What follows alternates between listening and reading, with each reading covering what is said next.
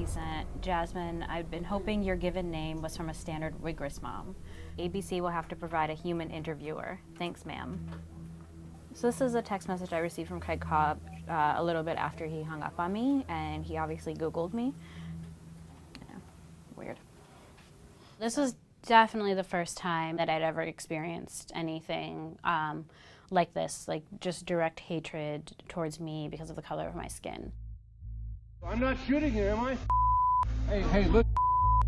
I'm one of the most famous racists in the world, you son of a... Craig Cobb identifies himself as a white supremacist, and he believes that the races should be separate.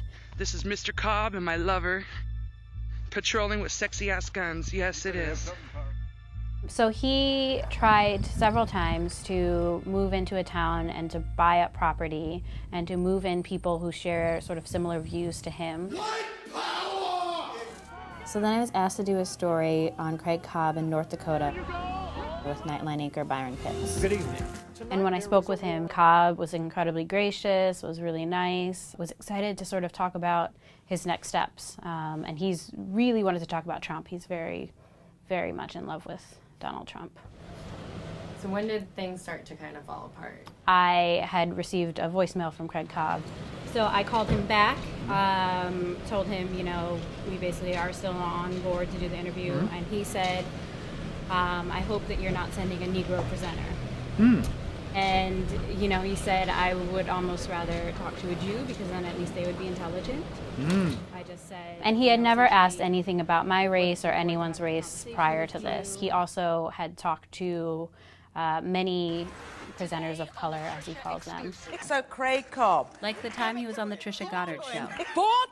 14% sub-Saharan African. Sweetheart, you have a little black in you.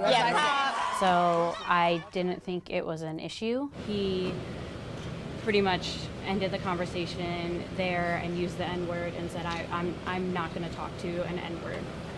Mm. So I think what we want to do is have you call him. Hello, sir. This is Byron Pitts. When we first spoke on the phone, you were polite. You agreed to speak with me. And then suddenly you Google me and you see that I'm a person of color. And suddenly your tone changes, your attitude changes. How do you explain? I haven't changed in the past 5 minutes. You're not a person of color, you're a nigger. You got it? You're a nigger. Is that right? Yeah, that's right. You don't really see me during the phone call because I'm kind of like pacing around and cringing the majority of the time. I mean, it's not something that you like have to deal with or think about, or I'm gonna get emotional. Yeah, I don't know. I mean, it's just like, it sucks that as like a 20-something-year-old woman who's like a millennial and all this, that, and the other, who has always been told their entire life that like, just be you, that's not the case for some people. And, you know, you sort of think that like, it's all in the past. Like, you learn about civil rights and all that stuff, and like how far we've come, but we haven't. Yeah.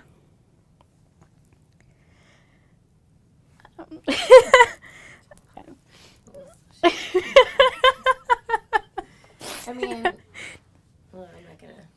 Now let me ask you a question. Do you think for some reason that using those words offends me at all or bothers me at all? I mean, that would be like... I don't care if it does or not, Byron. I don't care. Let me ask you a question. You know, it's just all this ranting and raving of stuff that doesn't make sense, and then he calls Byron the N-word like, I don't know how many times, over and over and over again, like it's, you know, his first name. And Byron, you know, I think he lets stuff roll off of him, which is really admirable. Listen, there's an unbridled race war going in this country. Ann Copa said there's at least 30 million Mexicans in this country, Byron, and they don't have any business here. And you know, you people who have engineered this white genocide. Who? I'm sorry, you people. Who does that mean exactly? What?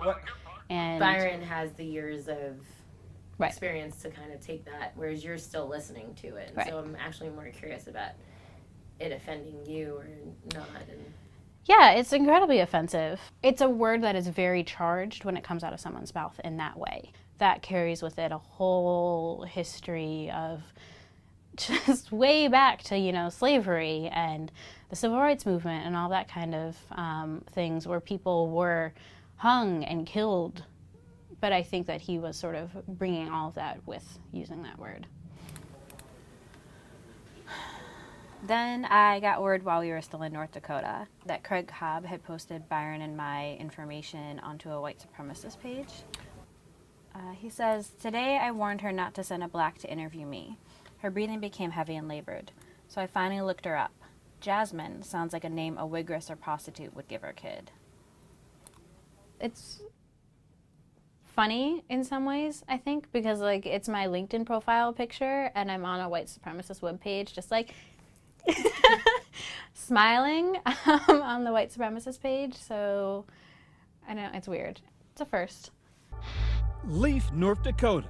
Blink and you might just miss it. But this sleepy hamlet was shocked to its core after a mysterious stranger came to town. I think the way this piece turned out is actually better than if we had sat down with him, because I think this exposes him more for what he was. I mean, it's just another one in the chapter of my life of like Jasmine with the white supremacists. An interesting chapter for a 27-year-old black woman. It is. Yeah, there are quite some stories there. So just file that one away in the book.